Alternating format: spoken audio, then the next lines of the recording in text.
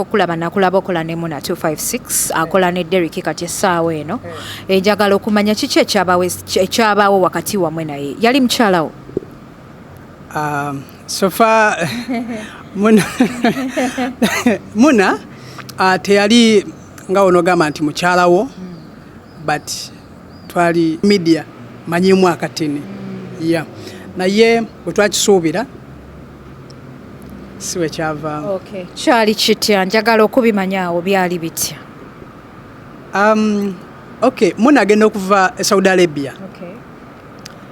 Twali tulina zi plan kati. That's how you met. Kati awo mu kusisinkana omukwewe ennamba z'amasimu twali mu kabox ka TikTok. Yeah. Tezanyisa social media kyayinza kufunirako omuntu nno kyayinza kufunira omuntu ku social media gobosago otegedde nti kati atandise okukwatagana n'omuntu omulala bitambula bitya? So far nategedde nti atandise okukwatagana n'omuntu omulala abantu abamu kyabayisa mbobe. I'm very sure message nazifuna yaga David why so kati gwenge yamuyambako okubeera nti atuse ku level eyo akwasaganye n'omuntu omulala essaawa eno enkolaganayo naye eri etya? Essaawa eno sijja kugamba nti eri nnyo because muyinza okubeera nga mulinawo okwewalagana wakati wamwe mpozi nga kiri ku side ali simanyi nti bagenda kutuuka ku level kati kwene essaawa gye baliko nti mwami na mukyala because at first nagamba no it's easy nafuna ne messages David akayaye kichi ambagamba no just ya video akayaye mbaga ya video temufayo Derick wa radio akanoka ko boss I respect you chimanyi naye bwe naba netaga Muna jamukobira okusala okujja kuva jali sagala kuva wa Derick. Okay. Yes. TikTokers Gaza. Olutalo lwa mayinja. Olutalo.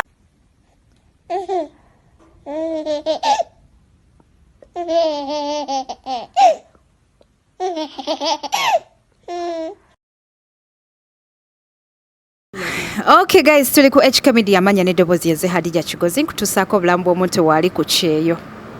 Tuli Dubai wensinzira okuweereza ate nga banene bonna bantu bo bali ku kyeyo. Social media eno nene nnyo ate nga TikTok yo platform yakubiri. Olwaleero ndine David International ndowooza omulabo omumanyi bulungi nnyo naye nga tesinaba kutwalamuko mu show. Njagala okujjukiza nti aba Speed Express be batusaako ssente okulaba nga ate show egenda maaso. Banoonyekaawo ku Banias Metro opposite ye Derick Tower tubeere ng'omanya ku services zaabwe ez'enjawulo. Omwami ono twamulabako emabegakaawo nga ya presentinga ne Muna ku TikTok oba ndaba akoze aweddewo obebbo bali muluma bamubbako omukazi. Mwena mumanyi bulungi nnyo ate ng'olwaleero twagala tumanye exactly kiki ekyabaawo kyajja kityo okubeera nga video ze zirekerawo okubanga zitambulayo wakati we ne Muna ate Muna n'abeera nga akwatagana ne Derick naye ng'ebyo byonna tetunaba bigenda mu ggwe wenna ndaba omulundi gwo gusooka amanya gange nze Hadija Kigozi okutusaako obulamu bw'omuntu waali ku kyeyo just nyiga akagambako ka subscribe okubeera ng'ojoininga show ate bw'oba oli ku Facebook oba ku Instagram beera ng'olikinga page ofollowing okubeera ng'ojoiningirawo nsanyusa okulaba bane abatulaba ku HK Media nze David International fit straight away from Dubai abamu twina kalogo kaffe kali aka Chicago boy US. Chicago boy US. Yeah, US. All right. So kati amanya gamatufu gwane. Amanya matufu ze David Muganga. Muganga. Yeah. Okay. Weddira ki Muganga? Zene dira mpologoma. Weddira mpologoma. Ya nebibuzabuza. Mpologoma kulaba era oli mpologoma. Ale suni njija. Njija mfuke olabanga wonolaba golola bwali. Yeah, njija mfuke mpologoma mu Kampala. Oh my God. Yeah. Okay guys, tugenda kubeera tutandikirawo show nakolwaleero amanya n'eddoboozi eze Hadija Kigozi nkutuusako ebintu ebyo ebiri wano ku ddungu ebiri wano ku ddungu mwampadde lava maaso awo naye kali wali I don't care yo shine okusigala ng'egenda maaso nabalabye nga mugamba nti no obuuza nnyo ebibuuzo so kati ate olwaleero tugendera ddala mu maaso wajja otya wano? Mu kujja wano najjanga omuntu wona agenda ku kampani no teka empapula zo passport ne wewandiisa nti oyagala kukolerako bweru najja mu kampani ne nali njagala genda Canada nti saafuna chance kyo kyakulemesa? Nali nde ebbanga lyali ddene ya kuba nali wano ntyawo okusinziira ebintu ebyali byogerwa ngabiki like ebitusibwa ku bavubuka nga bomanyi ng'oli Kampala babatiisatiisanga nali ntidde naye so kale saaso kafune ka motivation ka Dubai njagala kubeerako muziryensi ye yali target naye sente bansaba nnyingi naye ne ŋŋumiikiriza fwanuya ng'okyalize kampani ekuleta okumala omwaka guno kuba sente nali nziterese nga nzirina naye kankitwale nti gwajjanga omukisa ntenza okujja wano nguyita nti mukisa kubanga nali ndi awo ne baŋŋamba no waliyo omulenzi oli tumukobere nali nkolagana ne madamu weyo kampani nakwena nga David yanguwa waliwo ka interview ate twali abaana be twaselekitinga omutazze please yanguwa nenjija nali nsula kumpi ngasula nateete nenjija nentuka ku interview omuntu gwe nagenda ku interview yali madamu naye ate teyambuza nte ku ya interview because nagenda okutuuka lwaki nguyita omukisa bali basindisedde ebifaananyi byange kate ng'ebyo ebiseera nga gavumenti neddira mpologoma nga ndiki nga ndi mpologoma so kati nga ne position gye baagala otteekamu omuntu kuba yali VIP ya entrance Fashion Avenue nga beetaaga abaana ababa bakozeemu so kati mwajja mugenda kukola mirimu ki twajja tugenda kukola nga customer service yes naye nga mwatuuka nga ddala customer service sofa okutuuka lagenda tutuuka nga waliwo department ez'enjawulo ng'olina okugenda mu customer service ate olina okugenda okukola ku entrance nga domaani yes okay kati saagala nnyo tugende nnyo mu bulamu bwo bwekyeyo kuba manyi nti birabika tebikwanguyidde tukute ku social media eno yemwe bamu ku bantu abawanidde social media nze okusooka okulaba nakulaba okola ne Muna 256 akola ne Derick kati essaawa eno njagala okumanya kiki ekyabaawo wakati wamwe naye yali mukyalawo sofa Muna teyali nga onogamba nti mukyalawo but twali tukola entertainment mwali mudatinga mu entertainment dating eyo yali waba commentators ababeera mu comment section bwe naye mwali biki ng'okoggwawo bo bali kuluma sofa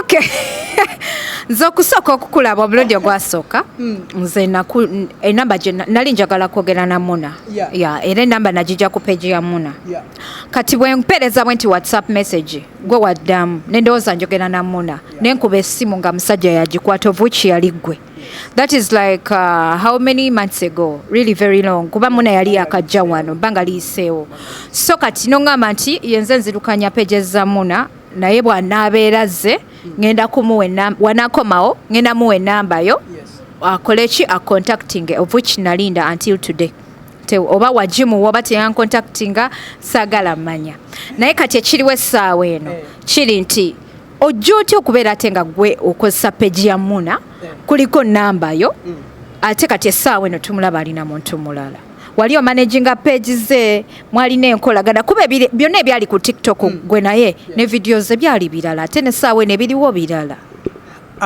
so far oyinza okutuuka okubanga n'enamba z'essimu tuzikyusizza nga bwo contactinga osindisa message ng'ejja wange direct kyajja oluvannyuma lw'okuba nti yali ali busy nga ye ng'omuntu ate by that time twatandika okukolagana nga tukola videos kuba ekintu ekyo mwattu yeyakinteekamu kubanga twakubakawo advert y'okugulawo Dubai nga corona awedde naliko omwayo advert katonda janga munyumiza baka gulawundi ngalaba ndi muntu abeera mu kamera though Kampala bana be Kampala bali tebammanyi ne bana bali ku kyeyo ne bana abalokoloka eyo ku mall eyo screenza mall nali nzibeddeko kati nabeera interested nangamba international kako kali ka Facebook yange kana nali siri muntu nnyo wa Facebook nakampa ngino tukayo mwana ngazanya ngazanya nengamba okay kati mwemanya mutya nayo okutuuka okuconnecting okutuuka kwekyo mwetegera mutya ne muconnecting okutuukira ddala kwekyo okutuuka kwekyo yali TikTok yes kuba account yange yasooka bagitwala yali andabyeko ate nga nange mu followinga kati that's how you met kati awo mukusisinkana awo mukwewe namba z'amasimu twali mu kabox ka TikTok tezanyisa social media kyayinza kufunirako omuntu nno kyayinza kufunira omuntu ku social media gwoba osagoke So kaali ka boxi ne tuyingira naye ng'era omulamwa gwali ku kintu kya kweditinga kuba yali editinga amanyiimu naye nga yeetaagisa omuntu bambi pattern gwakola naye nga mu editinga mutya professional oba era bino ebya TikTok. Ekintu ky'okweditinga kyali ogatta video zateeka ku Facebook nzalinga bambi zagatta ngokola ka part wano mwene olumu n'okolako mweri kati we yabinyinyonnyola ate nga ndaba nze ogwo mulimu mwangu ne mugamba n'ekirala tusobola okukola video nga tulinga abali awamu.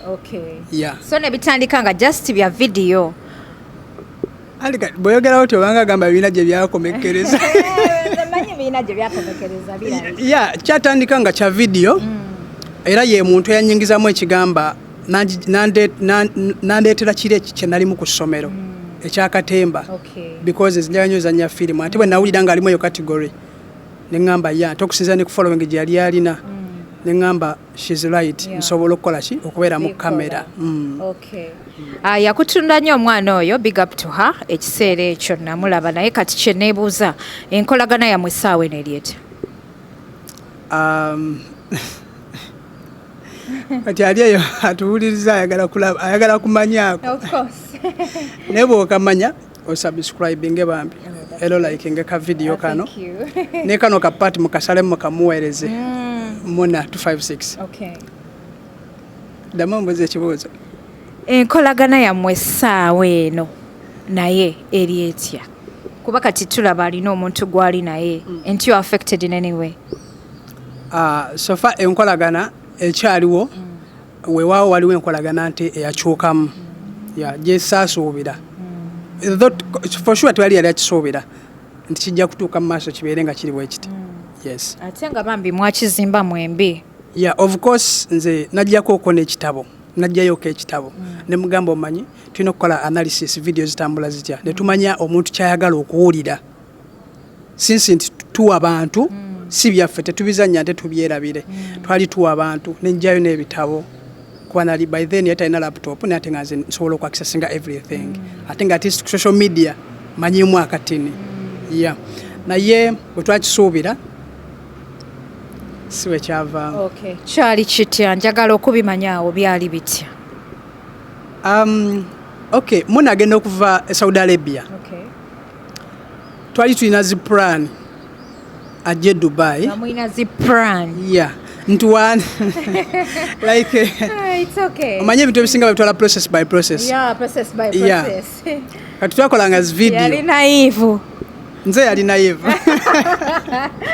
Kati wetakolanga zi video nga mulimu wallahi video gyokola nogenda mu comment wallahi ngolaba ezikumotivatinga comments ezimu okola ekirala kuba video yasooka okukola singa ogiraba nali ntya kamera ekifo kye nalimu nga ntya nga njagala okuakitinga naye nte etambudde genda kuweza wano gye nasooka okukola naye.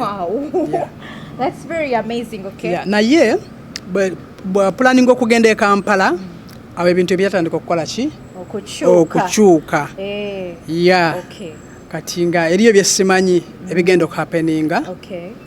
Bwe yagenda e Kampala twali tucommunicatinga we yakolera interview ne we yakomerawo wano kati nga mukyekingako because for me I respect her ne wabeera omuntu omala ku bantu benjogera nabo nsobola okukyekingako mmanyi oli okay era natandikanga okumukyekingako nga attention eri etandise okubulaabula. Naye nga takyakuwa attention nga takyakuwa budde kalo maybe osanga yabeeranga busy ebyo ebiseera naye bwe yakoma wano ku kyeyo natandika okunoonya omulimu twakommunicatinganga naye ate obuzibu bwe bwajjira nti bikyuka bitya twali tuteesezza ajje Dubai ansangeyo kyokka tomanye bya Mukama nteekateeka za Mukama ate nga nange kampani yange egamba tugenda baconnectinga ku gavumenti endala kitegeeza wano kwen location mugenda kuvaawo era munakyova olaba nti yajja n'amala emyezi nga5 nga tandabangako nga tuli mu UAE nga tandabangako waayi nti kampani gye nagenda okukolera nga bali mu local down yensonga ki omuntu adde asobola lindako nga mugenze mu nsi ndala oba ngaera mukyaliwo wane sofa twali mu UAE naye nga ekitundu kye tulimu state gye mulimu kiri wala obanga agenda ku Oman yeah nenga baggalawo tosobola fuluma so kati ne kireetamu akakuubagano nti ante twagala oku actinga tali wate nga ye binalabika ebyokweditinga yera yagala life eya real ebintu byemukolanga biko original yeah kuba video gitwasembayo so kati okutwaliza wamu tewatukiriza buvunanyizibwa bwo kubanga wali oli busy si buvunanyizibwa ebintu ebiseera ebisinga kati yagumiikiriza nga kyali Saudi Arabia netuzanya kyekyatuukawo wano nti gye nali sigenda beerayo lubeerera naye yo omuntu yali alina plans already anti yo platform eba erina okusigala ng'etambula platform erina okusigala ng'etambula naye egambye nti twaperforminga nga akyaliyo zaalinga nnungi kitegeeza kino weyandize Dubai zandizigadde zikola ki zandizigadde zitambula naye omuntu abeerako ne plan so kati plan yali etya yalabika plan ze zaali ndala ku zange nezitandika okutandika okubanga zaawukanamu so kati gwe okusinziira bwe walaba otya nze nganze mu kulaba kwange okubanga atandise okubanga akola zi videos n'omuntu omulala tekyanyiga okakasa amazima tekyanyiga mbuuza lwaki because twali tukyayogera mwali muludde ebbanga nga temwogera no twali twogera because nti newe yakoleranga zi video I can see bakoze video bwabeeramu akaganyira ne mugamba ningenda kolisi mu comment ne mugamba ezimu zi filtering ziveemu wekityo like tekyampisa bubi because ye kyayagala omwana ye nga yayagala ku actinga so kitegeeza bwoba toliiwo waliwo omulala okitegedde kino kye bagamba nti kiveemu n'omulala akola ki akwatemu tuli ku HK amanya n'eddoboozi yaze Hadija Kigozi ate nga bino byonna byenkuleetera biri wano Dubai mujja kunjogerera ebigambo bingi nti oba okola nnyo okusuula abantu oba this and that naye ng'ate bano bantu abalina real stories ezabatuukako waneno mu Dubai so abanfollowinga mwena bambi muli bakabi nnyo mwena bayimirizaawo media muli bakabi nnyo story ogiraba okuviira ddala mu muntu so singa nze njikuleetera kuba nze sikola lugambo naye bo bennyini abantu beekolako olugambo lwabwe Okay, so kati nkujukiza nti aba Speed Express bebateeka mu ssente okulaba nga show eyimirirawo ate nga tulina obbaweereza kagutonye kagwake ketonye tubeera tulina okubaweereza n'ekibugumo kakijje tulina okubeera nga tubatuusaako show bulambalamba. Okay, so kati otegedde nti kati atandise okukwatagana n'omuntu omulala bitambula bitya? So far nategedde nti atandise okukwatagana n'omuntu omulala abantu abamu kyabayisa mbobe I'm very sure message nazifuna yaga David why nemagamba no kati ate je nali nako kati bwe yatandika okola n'omuntu omulala yasoka n'ateekawo kawo omuntu omulala oba yatandikirawo straight ne Derick? No yatandikirawo straight ne Derick yali ne Derick ne batandika TikTok ne bakola video nga video eva ku TikTok yegenda wa ku Facebook yegenda ku Facebook olonga gwacha running pages ze obanga ne pages kujeko moyo ebiseera enamba yange yali gyeri mbuuza lwaki nti enamba yange etuuka etya okubeerayo nali sigenda kuba nti oba nzirukanya page no wabula nali njaga kola performance videos performinga zitya oba zi comments ezimu ezeetaaga okujjamu because nabeeranga ne time nze company nali ngikolera 8 hours kati imagine wakedde 12 saa mwenda okomyewo olina time onnene. Okay. Yeah. So kati okutwaliza wamu nosigala ng'omanaging pages ng'omanaging ne TikTok ye WhatsApp messages ze. TikTok yali by the way kyesitakubuulidde bw'otandika okukolagana abasinga kye babeera confused ngagamba videos zino bazigatta batya kati yayingiranga mu akawunti yange cause nze nagimuwanga ne muwa password eya TikTok najja accessinga nakolera zi video n'ekyo kikola ku muntu gwe weesiga because kati ngaza account ezikuzeemu osobola jiwa omuntu n'agideletinga nagamba bagibaninze Okay. Era abali eyo account yo zino zetuzi nogamba noyingira mweno kati waliwo ya Mr. Stubborn njingiramu I can do everything. Okay. So bwoba okikoledde ku muntu gwotaweesiga asobola okukola ekintu ekirala. So really very dangerous. Yes, anti omanyi lwaki platform eno bwekuwa kati nga TikTok nekuwa ekkubo n'oyitamu anti banayo kuddamu zimba account endala bw'oba toli nnyo star kibeera kizibu. Naye ebyo ebiseera nemba nga WhatsApp messages mulimba n'abayimbi abagalo baterayo zi challenge so bakolanga bo katize receiving a message nemugamba mona are you willing to do this onaso wananga devi sina time namugamba okay kati gwe ngagwe I receiving a message gwa ino planninga omuntu omuzeemu otya na good way aleme kunyiga kugamba nange bwe wanzira mpozi wanzira motya nakugamba yogera bitufu kubanga enda bibulira abantu wangamba otya so far boyajja kambawulire boyajja Namubba ne mugamba this is David International speaking ekintu kyonna kyoyinza okwetaaga kumuna nsobola deliveringa message gyali era feedback anenjukuwa bwe kiba kyetaagisa namba ye mwogere personal njukuwe nenga nfunye permission kuva gyali. That is very nice. Yes.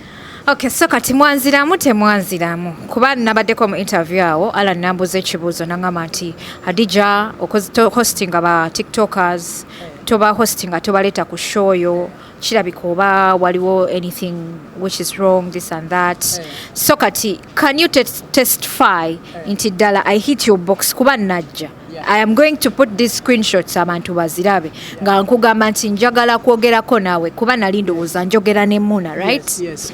Yeah. Wajja oba temwajja obubaka nabutuusa nze nali messenger obubaka nabutuusa gyali naira yanziramu yaddamu ki okay yanziramu nangamba Devi mukwa omanyi watu ayogera Devi mukwano ndi busy yeah kati era nali nkitegeera bambi yali busy ebyo ebiseera emera munyonyola nti bagala kola ka interview yeah nangamba nemukakala oba oli busy maybe by the time in the near future yes ntojja bokolako interview n'omuntu omulala. Okay, so kati enkolagana ayo naye saawa eno eri ku mutindo gutya kubanga omuntu bwaba yakuyamba okuzimba ekintu kati naffe tulina abantu abatuyambye by the way bemutamanya abali eyo mu background abasirise ng'omuntu akuyamba kigambo okubeera ng'oli depressed omuntu n'akusindikira message n'akugamba nedda ebyo tebikutiisa dija oyina engeri gy'osituka ne bw'oba obadde weebase okitegeera kubanga nga omanyi social media abantu batukuba amagye amavundu abantu batwogerako ebintu bingi nnyo okitegeera so omuntu okukubeererawo nga kugamba nedda mwana media bwetyo this and that happens kyekibeera kisinga okubeera ekirungi so kati gwe ng'eyamuyambako okubeera nti atuse ku level eyo akwasaganye n'omuntu omulala essaawa eno enkolaganayo naye eri etya? Essaawa eno sijja kugamba nti eri nnyo because muyinza okubeera nga mulinawo okwewalagana wakati wamwe mpozi nga kiri ku side yaabwe nenze nganze international mpa buli muntu respect. Okay, so kati kulwaki temwogera kulwaki temukyasinkana? Okusinkana for me nze ndi free nyinza okugamba njagala tusinkane eri ku radio kati ongamba nti oli busy ekyo kimanyi ne Kampala abantu bakikozesa olina gamba ndi busy naye nga aganya in a better way kwegamba not to make you feel offended or something akosikange kwegamba omuntu n'agaana politely politely naye nga ayinza okuba nga tagaanye olusinga ali busy oba so tomanya kituufu naye nga enkolagana sigamba nga wokira ku social media abamu bagamba tetukolagana oba maybe nze kyannuma nnyo nanti ndaba okoze ogwawo mbadde ngamba oba omwana atwe ebbo bali muluma gakyaliko naye nga ekituufu kati nga kukyokogga this is a business ngenda kuzanya mpaka so mbadde ndi kusala weight gye mbadde nina nsobola ofittinga mbalenzi yes kuba abalenzi bengenda okubeera nabo batini ate mugenda kukola biki? Tugenda mu Dubai mashosho eri omugwe 10 era ngenda kubeerayo kati mpano ku sente tuzifuna banaye tumaze ziwanika. So kati njagala ombuulire enkolagana yammwe essaawa eno eri etya gwe ng'omuntu eyayambamu okubeera nti natuukako waatuuse okutuuka okusinkana Derick essaawa eyo kyogamba nti enkolagana yammwe yakomawo wokka tewaaliwo biki temwegomba? Enkolagana eno sofa we basisinkana babeerayo nga bakola zi video nze muno musinkana reality na real life namusinkana mwezi gwa kutaano twasinkana ku restaurant already ali ne Derick ate bw'olaba ekintu nga kizzeemu omukwano olina oteekawo space olina oteekawo space because like when nakulabanga tubadde tuli nnyo in touch ante oli ayinza obutamanya kiri mu mutima gwange nti oli just tukola so I give space. That's very nice. Yeah, that's why ntokyalaba video nga nkoze naye abanga tuli somewhere kuba nakolako video nga tuli ku restaurant newaka zezokka. Yes. Okay guys, tuli ku HK Media manya n'eddoboozi yenze Hadija Kigozi nkuleetera obulamu bw'omuntu ali ku kyeyo. Tuli Dubai wensinzira okuweereza ate nga bino byonna bigenda mu maaso. Facebook wetufuula busy, media yange bafuula busy, Instagram netufuula busy ate kati yo TikTok. It's another big platform whereby abantu bafukiddeko baserebu in a way gyotasuubira. So kati TikTok really tugitwalira ddala ng'ensonga. Okay, so kati lwaki temwogere essaawa eno gwe ne Derick ne Muna? Ako mukalambe. Kwena essaawa bwabeerawo ekiriwo kankitwale ntize muntu abadde asinga obachekingako. Naye bo tebakuchekingako. Ako bakawulidde. Okay. So kati enkolagana eri etya essaawa eno gwe nabo? Enkolagana sijja kugamba nti kati amaanyi nnyo nga bwe yali. Yeah. Enkolagana yinza okuba yanafuwamu olw'ensonga nti kati pulaani zaakyuka. Omwana kati pulaani ziyinza okuba nga za mwami namuki. Tekikukosezza in any way? Sofa tekinkosezza ante era ku mbaga eyo nza alina obeera best man mukirowoozeeko. Bakirowoozeeko embaga oba eriyo bannayiddi bagiteeketeeke kuba kati kiri official okusinziira ku channel byo ku media international David International ate ngenda bandi era kabejja mbeere wali nga ndinga kabejja. I'm ready okwambala essooti. Nze on my heart it's okay guys mbagaliza bisima. Abantu abalungi ngono tebasagika naye nga ate ndabwa obulumi bambi mutima, but anyway life has to go on, you know. I don't want to judge you, I don't want to judge anybody kubanga buli muntu alina decisions zembulamu naye nga ate ebituufu bisigala bituufu. Njagala nnyo okutambulira ku mazima, sagala nnyo bintu byakwagala kusanyusa society olw'okuba nina obbasanyusa, so n'ebituufu nabyo mbireeta n'ebyokubasanyusa ate nabyo nembireeta. Let me tell you something. Olaba bino ebintu ebiseera ebisinga omuntu okuluma omutima kiva mu ggwe.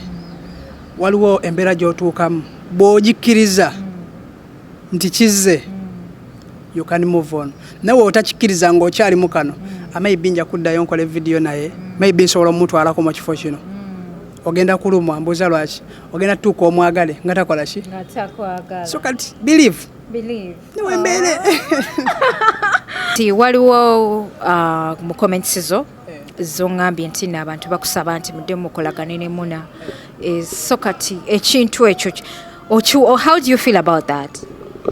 So far ndaba commenting eyo abaana bano batwagala banegayiza mutwagala aye kino nkyogera nkijja ku ntobo ya mutima nange mbagala nnyo batwagala kuba mulimu comment gy'otunuulira n'olira n'ennaku n'ogamba bambi kamaama nkaddemu ki oba kataata neno ogamba oli trusereze baserebu tebawulira bulumi n'omugamba nti gundi I love you so much alabanga ebitamukwatako. So far kati walaba nga commenting eyo omwana oyo musaamu ekitiibwa kuba takiwandiise nti akijjaawo kiba kimuvudde ku ki ebiseera ebisinga abantu bawandika ekintu kivudde ku mutima tebagala kiraga naye bambi abansaba okukola video naye maybe wenafuna ka chance oluusi musanze kuba musanze tujja kukola omyaye etawulire bubi. So from yaye bobo nawulira bubi I'm sorry for that but I respect you. Video gye nnaaba nkoze ajabera ya respect njaba mu ka respect Okay, so kati ndoza Derick omyaya like ndoza kusabye mu lwatu nti ayagala kolayoko ka video ndoza kasibula abantu before you guys get married. Simo bobe naye kwegamba ndowooza naye nterindako bwogamba nti mumusabye fine naye katereezeemu kati abanfollowinga ku TikTok mumanyi enkola yaffe ffe tuli team no stress. Derick wa radio akano kako boss. I respect you kimanyi naye bwe nnaaba neetaaga Muna jamukobera okusalawo kujja kuva gyali sagala kuva wa Derick. Okay. Yes. TikTokers Gaza. Olutalo lwa mayinja bannange gwe ekiri wano okimanyi So kati muna akwataganye ne Derick mu kiseera ekyo wategeerako nti no relationship yaabwe eyinza okufuukamu ey'omwami n'omukyala oba just wawaayo obuvunaanyizibwa nga tomanyi kikiddirira obuvunaanyizibwa obwokubeera ne pages z'omuntu obwoku-editingira omuntu those were your responsibilities right nali simanyi nti bagenda kutuuka ku level kati kwene sawa gye baliko nti mwami na mukyala because at first nagamba no it's easy nafuna ne messages David akayaye biki mbagamba no just ya video akayaye mbaga ya video temufaayo naye nga kumbe baali balina zi plan zaabwe though kino kankyogere nali era nkiddamu tetwali mukwano mwali muki sitwali mukwano maybe byandize mu future twafokasinga nnyo ku kintu kya naye gwe wali awo olabawo kale nga mufokasinga nga tewali yadde love love obimanyi ebya love bijja buzzi ebya love muyinza okubeera omuntu mu industry love nejja buzzi of course love ejja naye n'okwegomba kubeerawo beera n'omuntu ng'okola naye nga omwegomba naye nga tolina bw'obitandika mu butuufu nga kinaafaanana kitya ekyokwegomba kino nandigambye nti kyandibeddewo naye kitya mu kukolagana nze naye twatunulira nnyo ekintu kya ssente kubanga yaŋŋamba ayagala kubeera nga Khalid ono omwami n'omukyala that's why ntwe namulaba nga ali ne Derick saatagala wategeera nti ekiddako nategeera nti ono ayagala kubeera ki ye yali plan naye nga mu kusooka ffe twatunulidde sente za media kwa nze nakimuteekamu sente za media zino zezitya zitangaza abantu bangi bali eyo naye nga tebamanyi bya sente za media sente za media zentegeeza ku Facebook basasula YouTube mwena mukimanyi basasula naye abantu abasinga Facebook tebasasula video za Luganda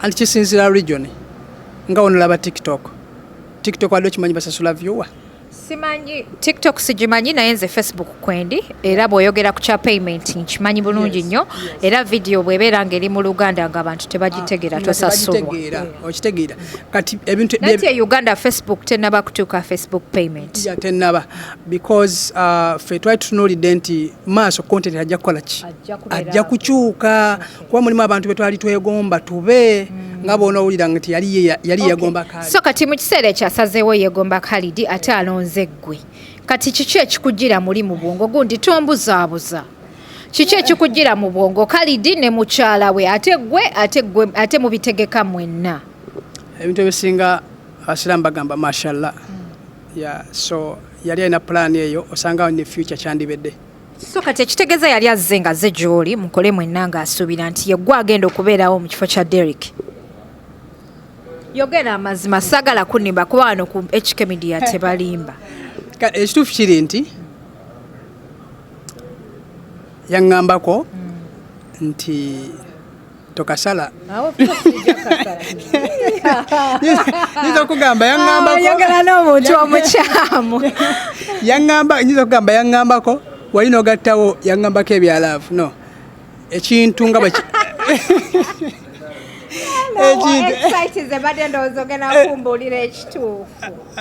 no yaŋŋambako nti media ye bwatyo bwayagala efaanane mwami na mukyala naye nga temukola mwenna temuli mwami na mukyala gwe ng'osuubira ki ati naye njaga genda mu Amerika nga ndaba si ekiseera njaga genda mu Amerika ono omwana atulimbye ono omwana omumanyi nti naatulimbye naye kale tugenderaawo guys tweyanza nnyo mwena abalaba show yange so kati njagala okubiriza abavubuka kansooka ensiimuule waako sibalimbye ekituufu tekyali nnyo mulaavu naye mu maaso byali maaso osanga byali birina okuba ate bitya biti nti nze naliwo mu kaseera akataali kaki kalaavu akalaavu kati waliwo ali mu kaki respect guys I wish you the best Okay guys, tugenda kubeera tubasibula olunaku olwaleero tetugenda kubeera nga tulwawo nnyo naye ng'ate mu kitundu kyaffe ekisembayo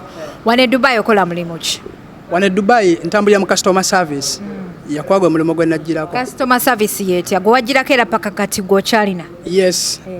customer service bino bagesti bazajukire n'ensi y'abalambuzi kati bakuteeka mu position ng'olina okuteeka care of them bakubuuza nga olina information yonna kati omukisa gwe nnina nti information ekwatagana nesinga nkola ki nkimanyi moyo industry gyenduddemu akatalekeka kebayita akatalekeka nkubiriza abaana bakole ssente naye nga basevinga kubanga muleme kubeera ffe kye batulabamu nti international bande banye ku social media bamanyi sikola era abamu bayinza okunjogerako eyo nti omulezi takola naye akikola atya no guys nkola era kyova laba nti ne Derick we are taking over yali akola naye nga ali mu position ye Dubai ne nga nange nkola naye nga siri Dubai so media ereme bakyamya nti tetukola tukolera ddala ne mutereka akasente tukeetaaga tukeetaaga.